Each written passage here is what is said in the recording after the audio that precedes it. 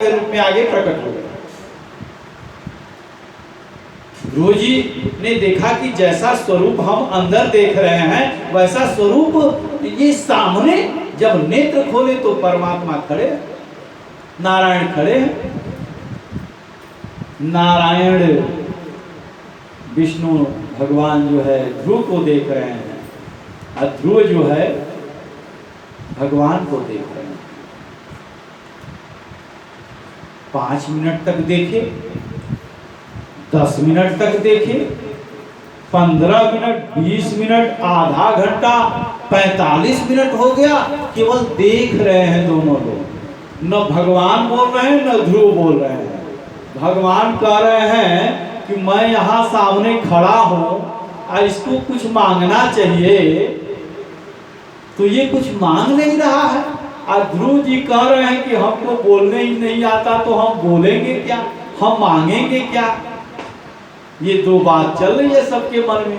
अब परमात्मा तो मन की बात जानते हैं। अब परमात्मा ने जब ऐसा किया, बोले कि हमको बोलने नहीं आता है, मन में कह रहे हैं ध्रुव जी, और इधर ये कह रहे हैं कि मांगो, वरदान मांगो।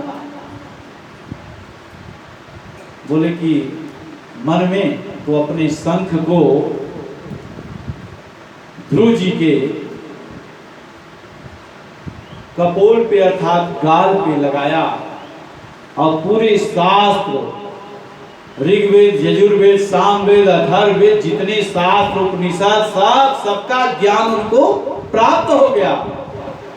अब प्राप्त होने के बाद मूकम करोति वाचालम पंगुम लंघयते गिरिम यत् कृपातमहं वन्दे परमानंद माधवम।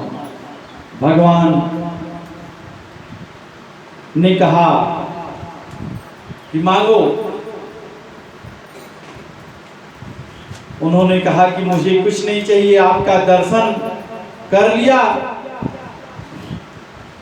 इसलिए मैं बड़ा प्रसन्न हूँ। मैं आपको प्राप्त कर लिया, दर्शन कर लिया, बस यही कामना है हमारी। और इधर नारायण कह रहे हैं ये संकल्प तो लेकर के कुछ और आया था कि मैं अपनी माँ को बताऊंगा और गद्दी लूंगा और गोद में बैठूंगा, ऐसा कुछ तो ये मांग ही नहीं रहा है। क्योंकि मन की बात परमात्मा जान जाते हैं। आप कथा यहाँ सुन रहे हैं, आपके मन में क्या चल रहा है परमात्मा जान रहे हैं। हम भी जान जाते हैं कि आप लोगों के मन में क्या चल रहा है, यहीं से जान जाते हैं। जो ध्यान से कथा सुनता है तो हमको लगता है हाँ ये लोग सुन रहे हैं तो सही है। जिसका मन नहीं लगता है तो इधर उधर करता है, हम समझ जाते हैं कि इनका मन नहीं लग रहा है। ऐसे ही परमात्मा अंतस्थल हृदय की बात को समझ जाते हैं हाव भाव देख करके भक्तों का। अगर मांगने की बारी आए तो हम लोग तो लिस्ट लेकर के चले जाते हैं, तो पहले से पॉकेट में रखते रखते और तपस्या करते, जो ही प्रसन्न होते तो तुरंत लाइन लगा देते लिस्ट की। एक भक्त ऐसा हुआ, देखिए बात याद आ गई। एक भक्त ऐसा हुआ, वो जा रहा था और बोला कि सबसे पहले कौन देवता प्रसन्न होते हैं सबसे जल्दी। बोले कि ब्रह्मा जी प्रसन्न हो जाते हैं तुरंत, तपस्या थोड़ा करो बस ब्रह्मा जी प्रसन्न। बोले अच्छा, ओम ब्रह्मणे नमः ब्रह्मणे नमः ब्रह्मणे नमः ब्रह्मणे नमः करने लगा। 3 महीना जब किया, ब्रह्मा जी प्रकट। ब्रह्मा जी की वैसे मूर्ति कहीं नहीं है, ब्रह्मा जी की एक ही मूर्ति एक ही जगह मंदिर है पुष्कर में। और ब्रह्मा जी तुरंत प्रकट, बोले वर मांगो, वरदान मांगो, क्या चाहते हो। तुमने 3 महीने तक तपस्या किया है, 3 वरदान मांगेगा, मैं बड़ा प्रसन्न हूं। सच में आपको वरदान देंगे। कलयुग का भक्त था, कहा सच में वरदान देंगे। बोले हाँ देंगे, हम भी नारायण से कम थोड़ी है जो बात से मुकर जाए, मांगो। बोले सच में देंगे। बोले हाँ देंगे। 3 बार उनसे बुलवा लिया। जब कलयुग का भक्त, तब कहा कि पहला वरदान ये दे दीजिए कि हमारा घर मकान बढ़िया बन जाए। कहे जाओ तथास्तु, तुम्हारा घर बढ़िया बन जाएगा। कहे दूसरा वरदान यह दे दो ब्रह्मा जी कि हमारा विवाह हो जाए, सुंदर पत्नी मिल जाए। बोले तथास्तु। और तीसरा वरदान मांगो, देर हो रहा है, मैं जाना चाह रहा हूं, और भक्त तपस्या कर रहे हैं हमारी। ब्रह्मा जी ने कहा, तो उसने कहा अरे रुकिए रुकिए, मैं 3 महीना तपस्या किया हूं, ऐसे थोड़ी मांग रहा हूं। 2 वरदान दे दिए, एक और नहीं दे सकते, अभी रुकिए रुकिए, सोचने दीजिए। हाँ, तो तीसरा वरदान आप ये दे दीजिए कि मैं जब चाहूं तब 3 वरदान मांगूंगा।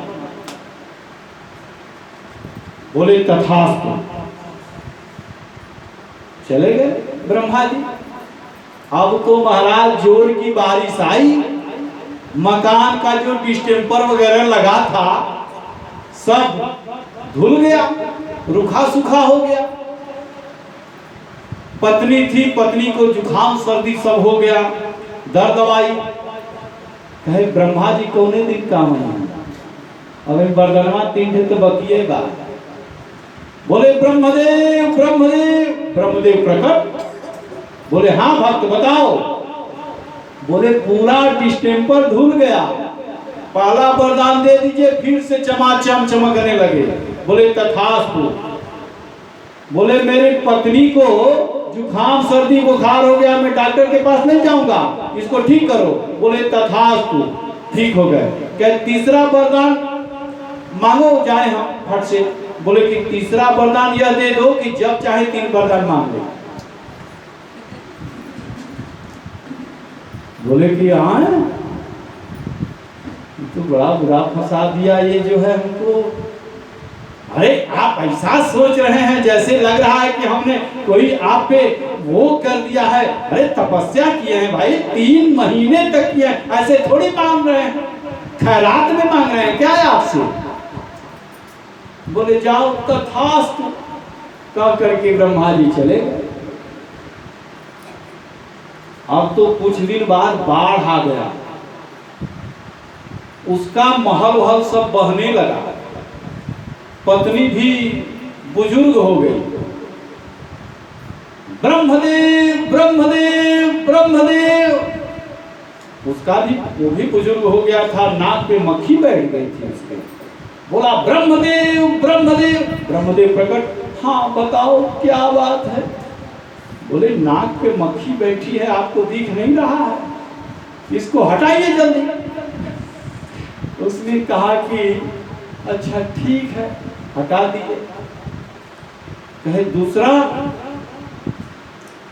कहे घर मकान बन जाए। ब्रह्मा जी ने कहा कि सब कुछ तो ठीक है नारायण, नारायण कृपा करो, मेरा जीना बेकार कर दिया, एकदम नौकर बना के रखा है। जुखाम सर्दी मक्खी बैठती है बुला लेता है, काम बहुत करवाता है, कृपा करो। नारायण ने कहा वरदान देने के पहले नहीं सोच रहे थे, सबसे पहले पहुंच गए फट से। 3 महीना तपस्या किए हो, वरदान मांगो वरदान मांगो, हम नारायण से कम नहीं है, सब देंगे तो दो। ये कलयुगी भक्त है, ये आपको पूरा निचोड़ डालेगा, समझ में आ जाएगा। बोले प्रभु, नारायण के चरणों में ब्रह्मा गिर गए और कहे कोई कृपा करिए।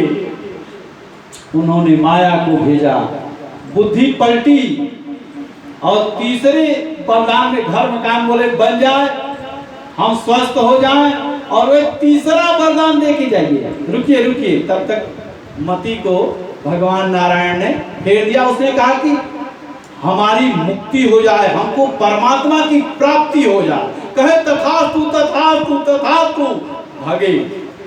वो तुरंत स्वर्ग सिधार गया, हो गया परमात्मा के पास।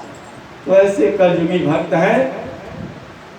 अरे कलयुगी भक्त तो ऐसे ऐसे हैं कि पिलपिला अमरूद अगर चढ़ाएंगे भगवान को तो भगवान डर जाते हैं, पता नहीं क्या मांगेगा। अमरूद चढ़ाया है, एक सेठ जी थे, पिलपिला अमरूद लेकर के मंदिर में हनुमान जी के गए, और कहे हे हनुमान जी हमको कोई पुत्र नहीं है, पुत्र दे दीजिए। हनुमान जी ने कहा तथास्तु। ऐसे पिलपिला जो है पुत्र भी हुआ, सब शरीर हृष्ट पुष्ट, उसका जो खोपड़ी था पिलपिला था। तो बोले कि ऐसा जो है आप पुत्र दिए हनुमान जी की, उसका सर पूरा एकदम पिलपिला के, तो अमृतवा भी तो तुम वैसा ही पिलपिला चढ़ाए थे, तो वैसा नहीं ना सर रहेगा उसका, कि कड़ेर बढ़िया कहाँ से रहेगा। तो जैसा करेंगे वैसा परमात्मा दे देता है। तो आइए कथा में प्रवेश करते हैं। बातें तो बहुत सारी होती रहती हैं। इस प्रकार से परमात्मा महात्मा परमात्मा नारायण ध्रुव जी तपस्या से प्रसन्न होकर के ध्रुव जी स्तुति करते हैं नारायण की। सतम विवक्षन्तमतद्विदं हरिर्ज्ञात्वास्य यः सरस्वत्यै च हृदयैव स्थितं कुञ्जाञ्जलिं ब्रह्ममयेनकं पुनां स्पर्शबालं कृपया कपोलो एयन्तः प्रविश्य मम वाचमिमां प्रसूक्तां सञ्जीवयत्यखिलशक्तिधरः स्वधाम्नां अनन्याश्च हस्तचरणश्रवणत्वगादीन् प्रणानां नमो भगवते पुरुषाय तुभ्यम्। भगवान नारायण की स्तुति किए ध्रुव जी प्रसन्न हो गए। ध्रुव जी को देख के स्तुति ध्रुव जी की सुन करके नारायण प्रसन्न हुए और कहे प्रभु हमें बस यही कृपा करो कि आपकी भक्ति, आपका ज्ञान, आपका ध्यान हमेशा हर क्षण हर पल बना रहे, यही आप हमें आशीर्वाद दे करके जाओ। उन्होंने कहा मांगना तो कुछ और चाहते थे और मांग कुछ और रहे हो, अच्छा लेकिन अभी तुम्हारी उम्र कम है, 5 वर्ष हुए हैं, अपने घर को जाओ, नगर को जाओ, और जब राज्य काज वैभव सब देख लो करके तब तुम मेरे पास आना, तुम्हारे लिए मेरा द्वार हमेशा के लिए खुला है। ऐसा बात कहा। जो जानहि तेहि देहु जनाई, जो जानहि तेहि देहि जनाई, अजानत तुम्हि होई जाई। नारायण ने कहा, नारायण की प्राप्ति जब ध्रुव जी को हो गया तो ध्रुव जी और नारायण में कोई अंतर नहीं हो रह गया, दोनों एक ही हो गए। उमा दारू जो सित की नाई, सब ही नचावत राम गोसाई। राम सबको नचाते हैं, हम लोग कठपुतली हैं, जैसे जैसे डोर खींचते हैं वैसे वैसे हम लोग चलते हैं और नाचते हैं, करते हैं।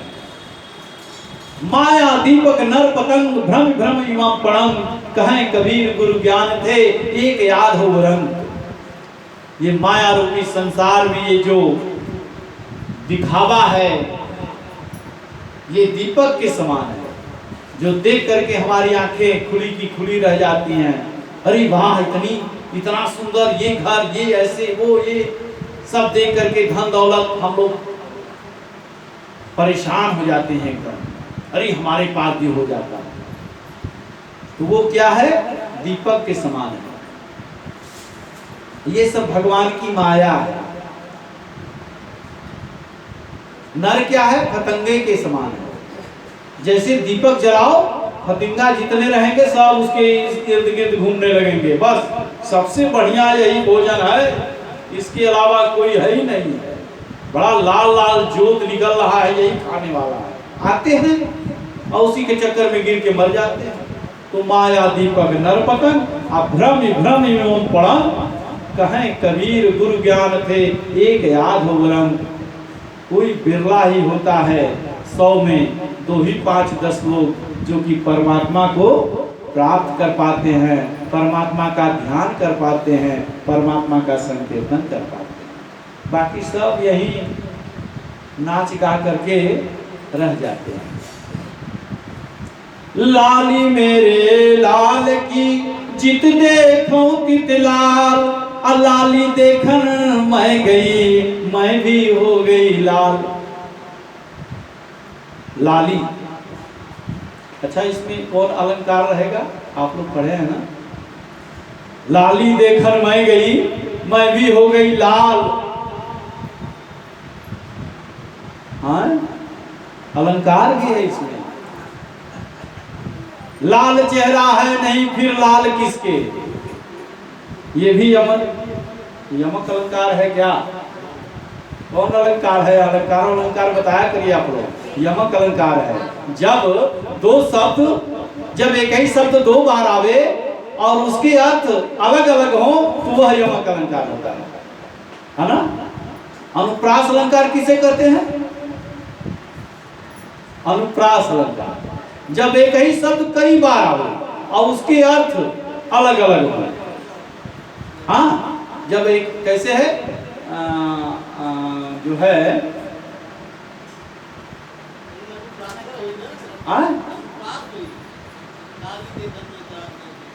अच्छा लाली दे, अच्छा उसके अर्थ एक ही हो। हाँ, जब कई बार शब्द आओ उसके अर्थ एक हो तो वो अनुप्रास होता है, और जब एक शब्द दो बार आओ उसके अर्थ अलग अलग हो तो वो यमक अलंकार होता है। जैसे देखिए अभी बता रहे कनक कनकते सौगुनी माँ देखता अधिकार, वह खाए बौराए न वह पावे बौराए। एक कनक माने सोना, एक कनक माने धतूरा। गजब। हाँ, तो यहाँ भी कुछ भी पूछो सब एकदम हर हर महादेव। बहुत आनंद आता है, बताना चाहिए भाई, हमको भी तो ज्ञान होगा। तो ध्रुव जी कहते हैं अब अभिलाषा केवल एक है, त्रिणादपि सुनी सुनी चेना तिरोरिव सहिष्णुना अमानिना मान देना कर्तनीय सदा हरि। ध्रुव जी बड़े प्रसन्न हृदय से महल में प्रवेश करते हैं। अब महल में प्रवेश करते हैं तो सुनीति के पास नहीं गए, पहले सबसे पहले सुरुचि के पास। जा पर कृपा राम की होई, ता पर कृपा करे सब कोई। जब सुरुचि के महल में प्रवेश किए और उत्तानपाद जी को पता चला मेरा पुत्र आ रहा है, तपस्या करके परमात्मा को प्राप्त कर लिया है, रथ हाड़ी हाथी घोड़े सब एकदम सजा है महल,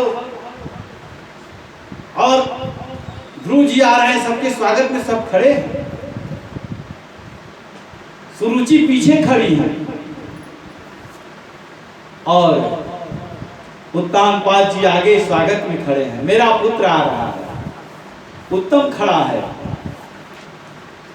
लेकिन ध्रुव जी जाकर के सबसे पहले सुरुचि के चरणों में साष्टांग दंडवत किया। माँ, अगर आपने ऐसा मुझे उलाहना नहीं दिया होता, आपने अगर ऐसा कटु वचन नहीं कहा होता तो मुझे परमात्मा नहीं मिलते। मुझे माँ क्षमा कर दो, मैं तुमको बड़ा अनुभव सोच करके गया था, मैं बदला लूंगा, लेकिन माँ तुमने मेरा जीवन ही बदल दिया। बहुत धन्यवाद है माँ, तुम नहीं होती तो मुझे परमात्मा नहीं मिलते। ये भाव देखिए। और सुरुचि अपनी गोद में उठा ली, बोले बेटा मुझसे गलती हो गई। नहीं माँ, तुमसे कोई गलती नहीं हुआ, आपने बहुत अच्छा किया। अगर डांट खाने के बाद भी व्यक्ति अगर सुधर जाता है तो वो बहुत अच्छी बात है, और जिसको डांटने पर जिसको बुरा लगता है तो समझिए उसका कल्याण होने वाला नहीं है, वो निश्चित ही गलत मार्ग को चयन करेगा। जिसको सुनने में बुरा लगे, ये काम करो, अच्छा वहीं तक किए ही हैं, वहीं फिर करेंगे, ये नहीं ठीक।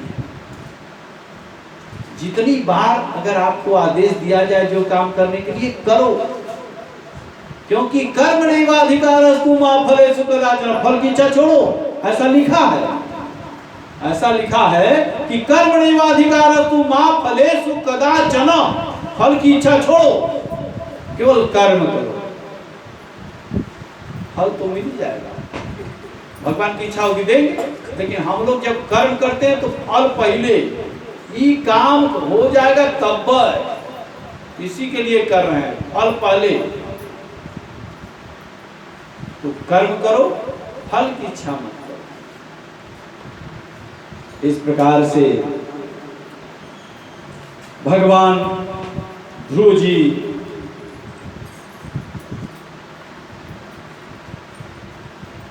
सबको प्रणाम किए हैं, सुनीति के चरणों में प्रणाम किया, राज्य दे करके उत्तानपाद जी ध्रुव को राजा बना करके और अपने जंगल में चले गए तपस्या करने के लिए। सुनीति भी तपस्या करने चली गई, सुरुचि भी चली गई। इधर उत्तम जो थे, उत्तम ने कुबेर की वाटिका को उजाड़ दिया। जितने यक्ष थे सब यक्षों को मारने लगे, यक्षों से युद्ध हुआ, यक्ष जो है उत्तम को मार डाले, उत्तम का संहार हो गया। ध्रुव जी को गुस्सा आ गया, ध्रुव जी कुबेर के यहाँ चढ़ाई कर दी देवताओं पे। अब इस तरह की बात सुन करके परीक्षित जी सुखदेव जी से कहते हैं कि सुना है कि नारायण जिसको प्राप्त हो जाते हैं उसको क्रोध नहीं आता, कोई कामना नहीं रह जाती। फिर ध्रुव जी को क्रोध क्यों आया, वो युद्ध करने के लिए क्यों गए? सुखदेव जी कहते हैं कि भगवान की प्राप्ति हुई। प्राप्ति होना अलग बात है, लेकिन बिनु सत्संग विवेक न होई। अभी सत्संग नहीं हुआ है, सत्संग जब ये करेंगे तब इनको ज्ञान होगा। इसलिए उनके बाबा, ध्रुव जी के बाबा, उनको बड़ा ही सुंदर उपदेश किया है कि किसी को मारो मत, किसी को सताओ मत, सबसे हिल मिलजुल करके रहो। ऐसा उपदेश किया, बताया, सब समझाया, तब जाकर के ध्रुव जी को ज्ञान प्राप्त हुआ, विवेक हुआ, सब राज्य वैभव सब छोड़ करके और प्रस्थान किए जंगल में नारायण के पास जाने के लिए। जब जंगल में प्रवेश कर रहे हैं और नारायण का ध्यान करते हैं, हे प्रभु, हे नारायण, मैं आपके पास आना चाहता हूँ, ऐसा उन्होंने, ध्रुव ने कहा। बस तुरंत जो है, तुरंत पार्षद आए, चतुर्भुज धारण करके 2 पार्षद आए, पुष्पक विमान लेकर के ध्रुव को लेने के लिए। तब तक एक देवी प्रकट हो गई, एक देवी रास्ता रोक ली, प्रकट हो गई। वो कौन थी? मृत्यु देवी। मृत्यु देवी, कलयुग की देवी वही है। जो इस पृथ्वी पर आया है बिना मृत्यु प्राप्त किए स्वर्ग नहीं जा सकता, भगवान को नहीं प्राप्त कर सकता, भगवान के शरण में बैकुंठ नहीं जा सकता। इसलिए जब मृत्यु देवी आई तो मृत्यु देवी ने कहा कि कहाँ जा रहे हो? बोले, माता जी आप कौन? बोले, मैं मृत्यु, मैं कलयुग की देवी हूँ, इस पृथ्वी लोक मर्त लोक की देवी हूँ। बिना मेरी आज्ञा के आप नहीं जा सकते। बोले अच्छा। ऊपर देखे पार्षद की तरफ, पार्षदों ने इशारा किया कि उनसे बोलो कि अपना सर नीचे करें। तो ध्रुव जी समझ गए और उन्होंने कहा, माँ मृत्यु देवी, मृत्यु माँ, आप सर नीचे करो, हम अभी मर जाएंगे तभी जाएंगे, आप सिर तो नीचे करो। मृत्यु देवी ने सिर नीचे किया, तब तक जो है ध्रुव जी उसके सिर पर पैर रख करके तब तक पार्षद तड़ से ऊपर उस पर विमान में बैठा लिए और मृत्यु देवी ऊपर टुकुर टुकुर देखती रह गई। ले गए। परमात्मा की ऐसी कृपा होती है, अर्थात अनादर भी नहीं किए, मृत्यु को स्पर्श करके तब गए। ये नारायण की कृपा है। और ध्रुव जी चले गए। अब आइए आगे की कथा बढ़ाते हैं। तुल्याम लवे ना पिना स्वर्णम ना पुनर्भवम भागवत सत्संग संसर्गस्य मर्त्यानाम किमोताश्यः। द्वारकाधीश ने शिशुपाल का भी वध किया। वैसे तो शिशुपाल परमात्मा को कई बार देखे थे ना, जिसको परमात्मा का दर्शन होता है उसको तो मृत्यु नहीं होना चाहिए, वो तो पुण्य, उसको तो भगवान के शरण में होना चाहिए। शिशुपाल कितनी बार देखा नारायण को, लेकिन फिर भी उसके मन में बड़ी विचित्र घृणा थी। राक्षस था ना, शिशुपाल बना था। सनत कुमारों ने जो श्राप दिया था, तो दंतवक्र और शिशुपाल बने थे, रावण कुंभकर्ण बने थे, हिरण्याक्ष हिरण्यकश्यपु बने थे। अभी शिशुपाल कम से कम दिन भर में कृष्ण को 80-90 बार, 91, 92, 98, 99 तक गाली देता था। अब भगवान कहते थे जिस दिन 100 पूरा होकर के कंप्लीट होगा, ये एक जहां हुआ 100 कंप्लीट होके, उस दिन तुम्हारी गर्दन काट दूंगा, छोड़ूंगा नहीं, ऐसा संकल्प। अंत में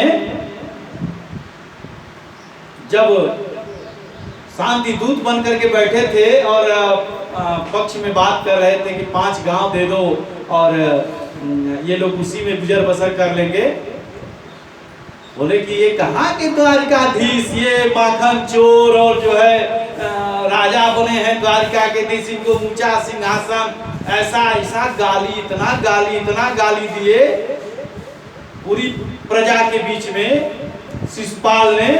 और जब 100 पूरा हुआ, चक्र सुदर्शन निकला, बोले संहार करो, संहार हो गया।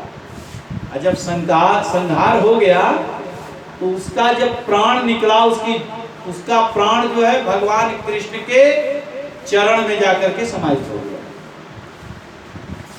बोले कि इतना पापी था, ये भगवान के चरण में इसको स्थान मिल गया, इसको तो नरक में जाना चाहिए। बोले कि याद तो करता था, चाहे जैसे भी करता था, याद तो करता था। दुश्मन बना करके याद करो, चाहे मित्र बना करके याद करो, परमात्मा को भाव कुभाव अनख याद कहू, नाम जपत मंगल दिस दसहू। सब जगह कल्याण ही होता है, जैसे भी कहो, मन से कहो तब भी, बिना मन के कहो तब भी। अच्छा, एक बात और याद आ गई, ब्राह्मण को, जैसे ब्राह्मण को भोजन कराओ, भोजन कराने के बाद दक्षिणा दो और प्रणाम करो, तो ये मान के चलिए कि आपका काम महीना भर में पूरा हो जाएगा, प्रसन्न हो जाएंगे। खा लिए चप के बढ़िया पकवान और दक्षिणा मिला तो जजमान की जय हो, जजमान की जय हो, कल्याण हो, आनंद हो, क्या पूछना है। जो आशीर्वाद देंगे वो लग जाएगा, 1 महीना पूरा। और किसी ब्राह्मण को जैसे सूर्य भगवान को अर्घ दे रहे हैं, पूजा पाठ से उठे हैं, उनको प्रणाम कर लो। पूजा पाठ से उठे तुरंत प्रणाम करो। 15 दिन में सफलता निश्चित। अनजाने में, उपहास में भी अगर ब्राह्मण को प्रणाम कर दिए आप, पंडित जी मुड़ी हिला दिए तो निशा भले कहे कि क्या कराया चला, माने पंडित जी कह दिए मन में कि क्या करेगा, तब बोले कि उनको लगेगा कि प्रणाम कर रहे हैं तो आपका 3 साल में जरूर कल्याण हो जाएगा, आपका मनोकामना पूर्ण हो जाएगा 3 साल में। ऐसा शिव पुराण में भी वर्णन आया है। बहुत जगह पे बहुत बातें होती हैं, बात आती है तो बात बता देते हैं, बताना भी चाहिए जो भी समझ में आए। और इस प्रकार से शिशुपाल का वध हुआ। बिना सत्संग के जीव को मोक्ष नहीं मिल सकता। बिन सत्संग विवेक न होई, राम कृपा बिन सुलभ न सोई। प्रभु की कृपा होती तो सत्संग प्राप्त होता है। संत का जीवन बड़ा अद्भुत होता है। एक संत थे, स्नान कर रहे थे हरिद्वार जी में, और स्नान कर रहे थे, एक भिक्षु बह करके जा रहा था जल, अजरी बना करके उसको निकाले, अरे ये बह जाएगा मर जाएगा, उसको निकाले, जो ही निकाले टप से मार दिया। बिच्छू का स्वभाव है, वो तो जिस पकड़ेंगे तुरंत मारेगा। फट से मारे, हाथ हिल गया, फिर जल में गिर गया, बहने लगा, फिर उठा लिए उसको, फिर मारा टप से, फिर गिर गया, फिर निकाले। कुछ लोग नदी के किनारे, गंगा जी के किनारे हरिद्वार में बैठे थे, क्या महात्मा जी चक्कर में पड़े हो, वो बार बार मार रहा है और आप जो हो कि उसको बार बार बचा रहे हो। हद करते, बह जाने दो, ऐसे व्यक्ति को वही जाना चाहिए, छोड़ दो उसको, बहने दो। बोले नहीं, ये जब 5 ग्राम का बिच्छू है, ये अपना स्वभाव नहीं बदल रहा है, जो ही पकड़ रहे हैं मार रहा है, तो मैं कम से कम 50-60 किलो का हूं, मैं अपना स्वभाव कैसे बदल दूं? संत तो होते ही हैं सबका कल्याण करने के लिए, मैं कैसे बदल सकता? इतना बड़ा शरीर लेकर। तो संत को बताया गया है संतोपनिषद में कि संत जो है लैनू की तरह मुलायम होते हैं। नवनीतम, जो दही मक्खन के मक्खन निकलता है ना, ऐसे उनका स्वभाव होता है। सतानाम सज्जनानाम विभूतया। संत का क्रोध जो है क्षण मात्र के लिए होता है। सज्जनस्य क्रोधम क्षणम।